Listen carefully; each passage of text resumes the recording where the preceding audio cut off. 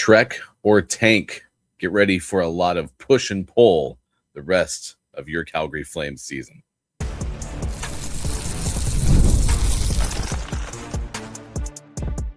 You're Locked On Flames, your daily podcast on the Calgary Flames. Part of the Locked On Podcast Network, your team every day. Hello and welcome. I am Ryan G. Thank you so much for being here for Locked On Flames, part of the Locked On Podcast Network, your number one sports podcast network. And if you were looking for a clear path to whether the Calgary Flames will be a wild card team or a team that is tanking for the best draft pick, strap in, because it is not going to be easy in either direction. The Calgary Flames playing the Seattle Kraken on Thursday night and find a way to get a 4-2 victory at Scotiabank Saddledome. What went right for the Flames in their matchup with Seattle, and what does Calgary do about their power play woes, including the fact that the actual scoring power play was completely a different plan than Ryan Huska, the Flames head coach, had in mind. All of that today on this episode of Locked On Flames, which is brought to you by Game Time. Download the Game Time app, create an account, and use code LOCKEDONNHL for $20 off your first purchase. That's Locked On NHL for $20 off your first purchase. I am Ryan G., lifelong play-by-play broadcaster based in the Pacific Northwest and a Flames fan since Peter Maher brought me into the Sea of Red during the 2004 Stanley Cup run. Watching the game yesterday against Seattle, there were so many moments that I was like, this is going to be the defining moment that steers Calgary toward tanking in 2025-26. And the reason for that is because my takeaway in the first two periods of that game is Seattle and Calgary are the same exact team, except Calgary puts up more shots and has a better goaltending tandem in so many ways when you look at the full picture with Dustin and Devin Cooley. But very frustrating in so many ways between Calgary and Seattle. The Flames put up 46 shots, outshoot the Kraken 46-23, and ultimately squeeze out a victory. Win moves the Flames back to within 5 points of the last Western Conference wild card. And the Flames, coming into that matchup, have played such good hockey at home. 7-2-1 in their last 10 games coming into that matchup, but just 1 of 5 on the power play. And Calgary was really good in the third period, winning faceoffs to get that victory, which definitely had something to do with the fact that Calgary overcame a third period deficit and scored 3 goals, including an empty netter by Michael Backlund, who also had the first goal of the game for Calgary, part of the reason that they come back in the third period. But this was somewhat of an unexpected win. It was almost like one of those games where Calgary snatched victory from the jaws of defeat. Seattle had a good amount of control in that game, except for the way that the shots totaled. And I think that's something that can often be a little bit of a misleading number at this point, because there's so many games we watch of the Flames where Calgary has a significant shots advantage over their opponent, and ultimately something happens that keeps Calgary from capitalizing on those opportunities. And so one stat that stood out was the fact that Calgary had a 7 shots advantage in the opening period, outshooting Seattle 13-6. But when you look at high danger opportunities, the Kraken had a 3-1 edge. So there's something about the amount of scoring chances that Calgary is putting toward goal that aren't of the same quality as their opponent, and that stood out a little bit in the game against the Kraken. Michael Backlund talked about how the game went, the early start, as he spoke to the NHL Flames on X and Flames TV. Thought we were a team playing with most energy right from the start, and I thought we were the better team. They had some looks. They're a dangerous team. They have a lot of skill and speed over there, and off the rush, they were dangerous tonight, and they scored once on the rush. And but overall, I thought we were the better team, and we stuck with it, and it's a big win. It was good to see Backlund get that opening goal of the game, and a lot of his Teammates had excellent moments too, including Rasmus Andersson, who had a solid game with 3 assists in the matchup on Thursday against Seattle. And that's good enough for him, logging not only his 200th assist, but also moving into 201 and 202. And if nothing else, for the ultimate fate, I suppose, of Rasmus, if he is in fact the first Flames player that does get dealt. We heard a couple of days ago that Toronto is someone that is getting into that fray. Then, Rasmus continues to do what you'd want in either scenario for Calgary. He continues to play well, is arguably the best player on the team this year. Nazem Kadri certainly has had an argument for that. I spotlighted Blake Coleman, if you missed yesterday's episode, doing an appreciation post for Pickles. But Rasmus, 3 assists in that game, 3 of the 4 goals assisted by Rasmus Andersson. And Michael Backlund gets that goal to open up the game for Calgary. And then that was still after Calgary's playing from behind. I think that's a significant piece of this, is Calgary out shooting, putting pressure on Seattle, even having moments where the rush seems to be an element of Calgary's game that's standing out. And after all of that is said and done, Calgary's 3rd bad turnover of the game nets the first goal for Seattle. Chandler Stevenson put that one in, worth mentioning, a 7-point streak for Stevenson because of that. But, it felt like that clouded the potential for Calgary to come back in the game, even though there's part of me that has no reason to doubt the Flames in the third period. If you look at it over the course of multiple seasons, Calgary this year 4-11-3 when they trail first. So not insignificant, especially because Seattle had won 5 more games than they've lost when they have scored first. But there was also another element. I've talked about this whole week, going back to the matchup in San Jose, Macklin Celebrini, the spinner, which is likely one of those plays that will be shown over and over and over again this NHL season.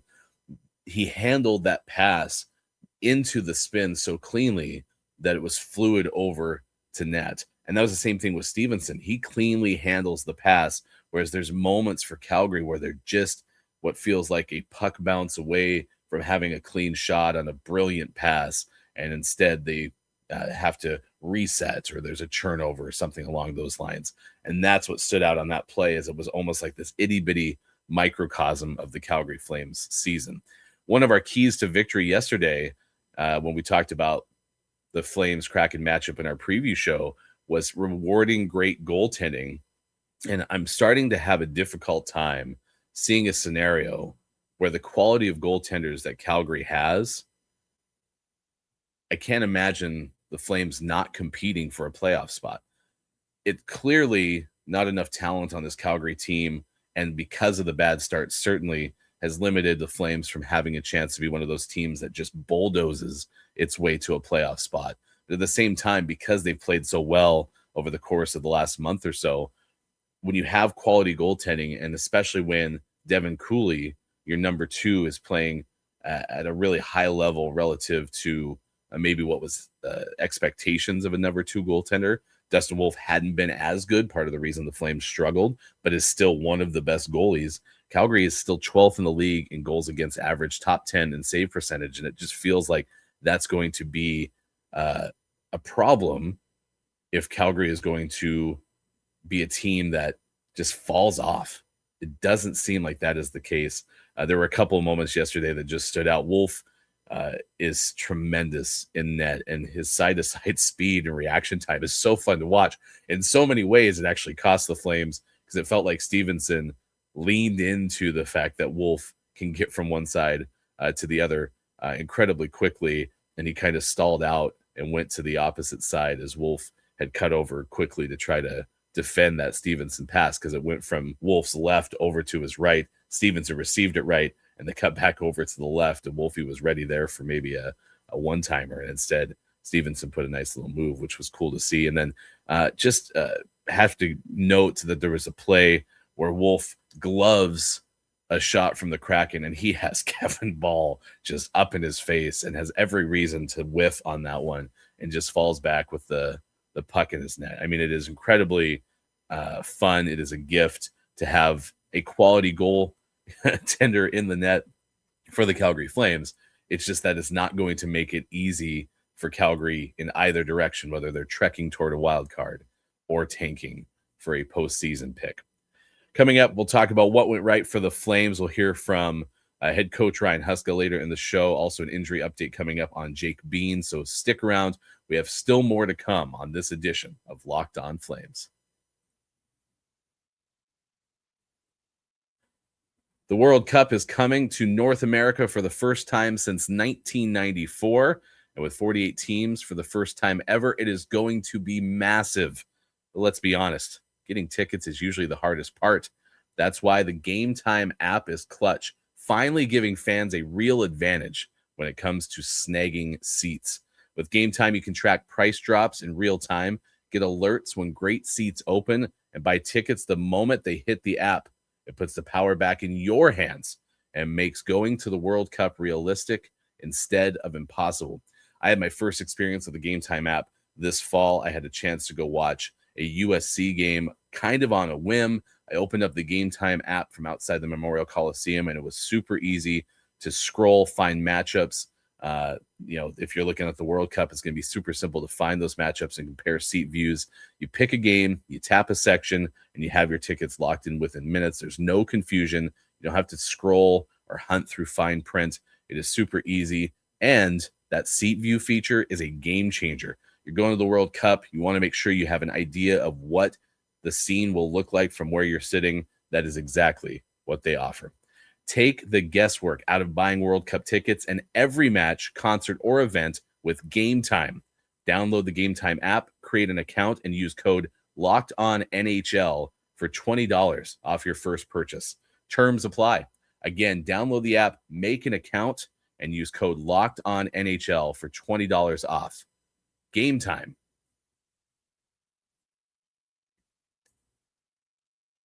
Thank you for being here for Locked On Flames and making us your first listen of every single day. Thank you for making Locked On the #1 sports podcast network. You already live your team every day. How about you take it up a notch? Wasn't there a guy, Emerald, bam, threw sauce in the pan or whatever, some ingredients? Take it up a notch. Go ad-free. Join the Everydayer Club today and get Locked On Flames with no interruptions, members-only Discord access, and more. And it's all just $5 a month or $50 a year. Go to lockedonflames.supercast.com or check the link in the show notes to learn more. Flames beat the Kraken 4-2, and there were some things that went right for Calgary, obviously, because the Flames get the victory, score 3 goals in the third period, a come-from-behind win, getting set for a Saturday matchup against the Vegas Golden Knights at 8 p.m. Mountain Time at Scotiabank Saddledome. One quick note, Ryan Huska, the head coach for the Flames, did say defenseman Jake Bean will undergo surgery and is out indefinitely, saying he's been dealing with something for quite a while. And so you had Adam Klapka get into that power play for Calgary in the matchup with Seattle. 5 power play opportunities, and coming up later in the show, we'll talk about the continued power play woes for the Calgary Flames. All right. Let's focus in on capitalizing on early chances. It was one of our keys to victory for Calgary in the game preview show that we did on Thursday. And I said they have to capitalize on those early chances. And did they?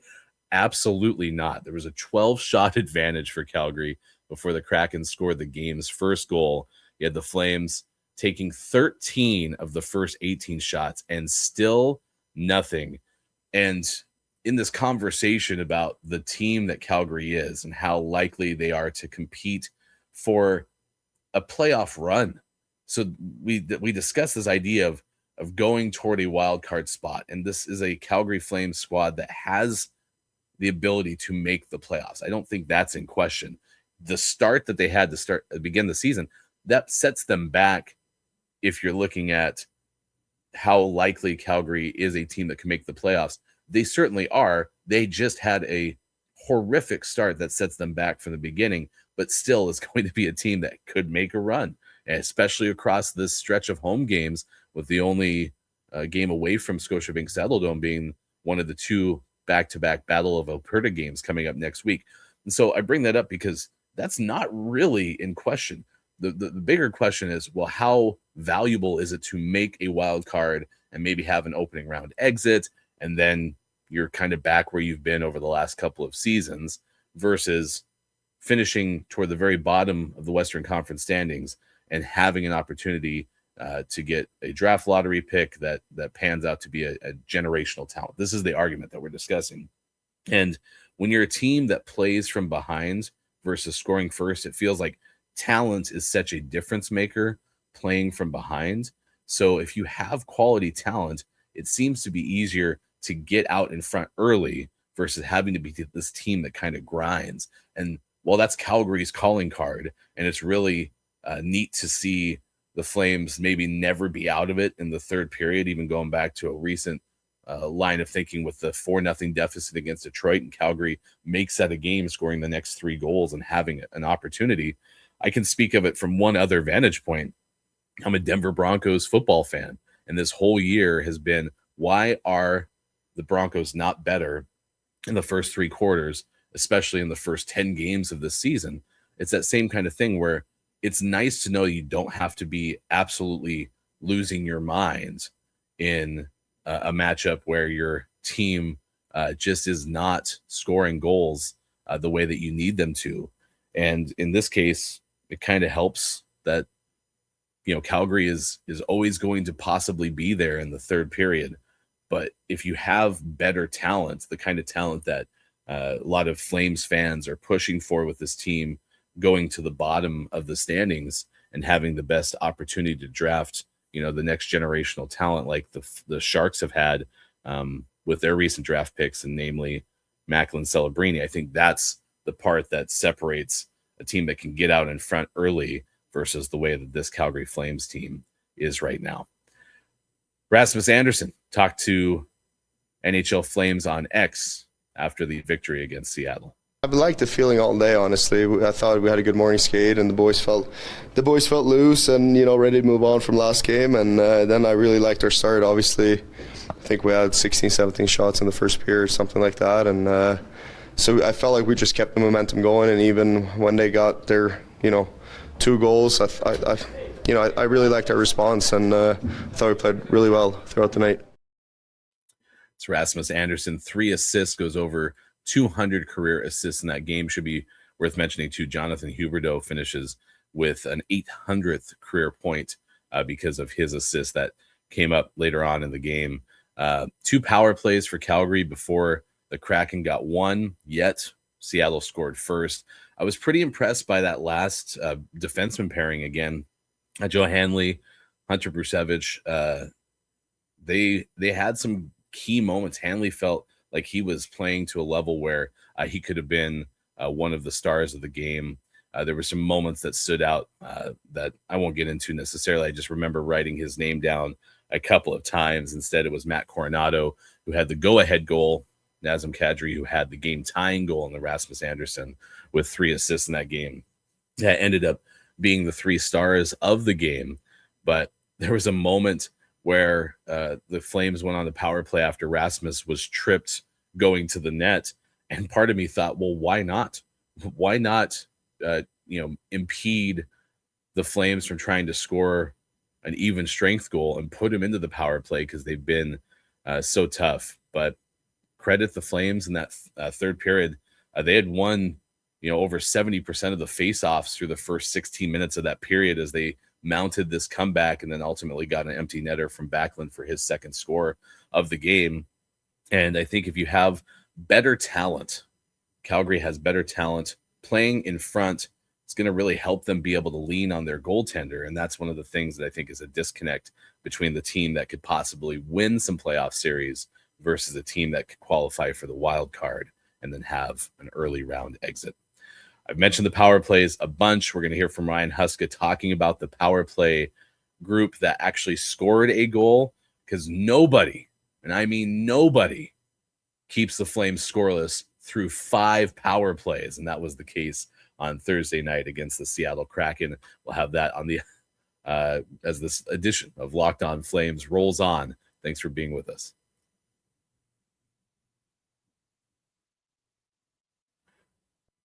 FanDuel is the place to be all season long when it comes to getting into the action on NFL live betting. NFL Sundays move fast. One big play, and suddenly everything feels different. That's what makes live betting with FanDuel so exciting. You're not just watching the game, you're reacting to it in real time. With FanDuel, you can place bets as the action unfolds, every drive, every momentum swing, every highlight moment. Live betting is the best when the game starts to shift, a receiver gets hot, a defense tightens up, or the momentum flips after a turnover. FanDuel lets you jump into the moment. There's live spreads that adjust instantly. Same with money lines and player props that update as guys heat up.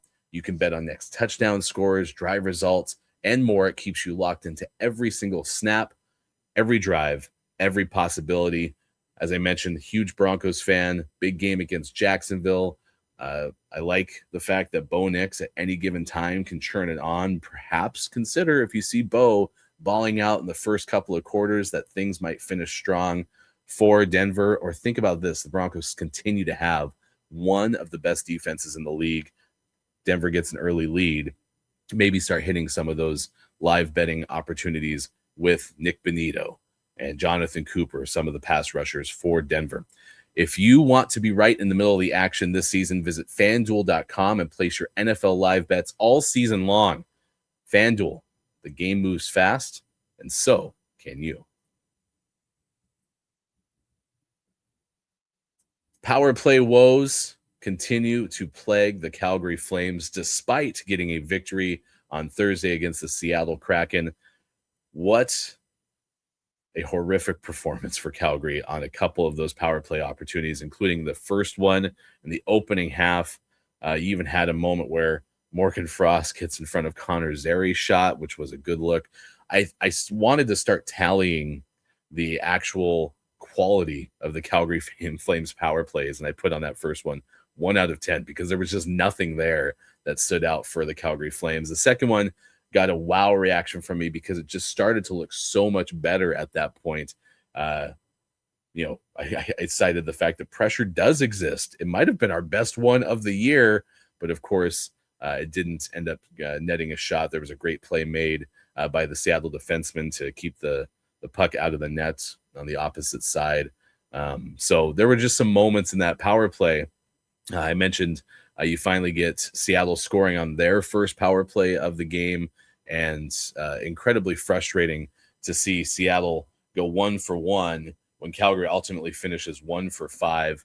You have Stevenson pick up the third penalty by Seattle and ended up being off the ice for that penalty kill. But again, Flames have nothing for first 40 seconds. Frost doesn't handle a puck cleanly.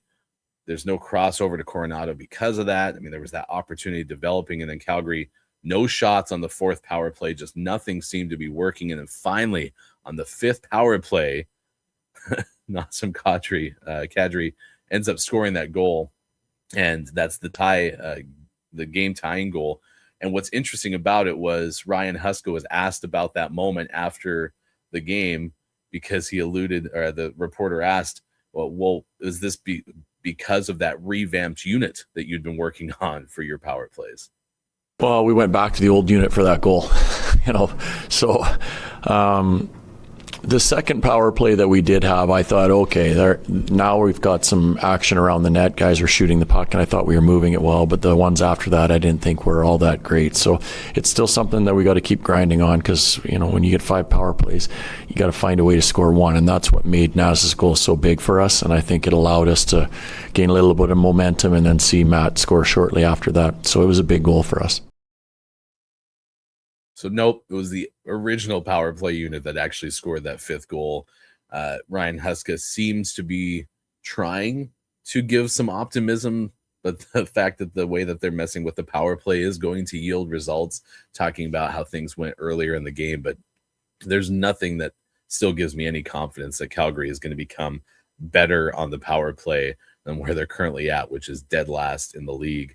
And it's such a blessing that Calgary is so good at killing penalties, because I almost shake at the idea of having a team that is both bad at the power play and the kill unit, because that would produce obviously tremendously lopsided results. And Calgary's in a lot of these games late because they can kill off penalties. And even in this case, the PK unit does allow a goal on the only one that Seattle has the opportunity to score and still find a way for a 4-2 victory. Kadri did talk about the power play goal that tied the game in the third. Yeah, that was big for sure. That was a big time goal for us.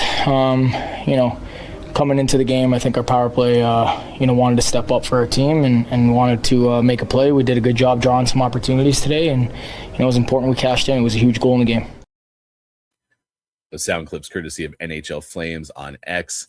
So Coronado scores his 11th goal of the season, the Flames' best goal total for the go-ahead goal later on in the third, about a minute 15 after the Kadri tally, and then Michael Backlund scores a goal to round out things, and we'll see how it goes this weekend as the Calgary Flames take on the Vegas Golden Knights on Monday's edition of Locked On Flames. We'll revisit what happened over the weekend, and I think there's some things we want to work on next week for you on Locked On Flames. That includes diving into the idea more of what we brought up in our opening segment today is, can a team with Dustin Wolf and Devin Cooley playing at a high level, a team that has, a top 10, top 12 statistically successful goalie room, be a team that cannot compete for a wild card spot? Is it almost impossible when you have that good of goaltending in net not to be able to do that?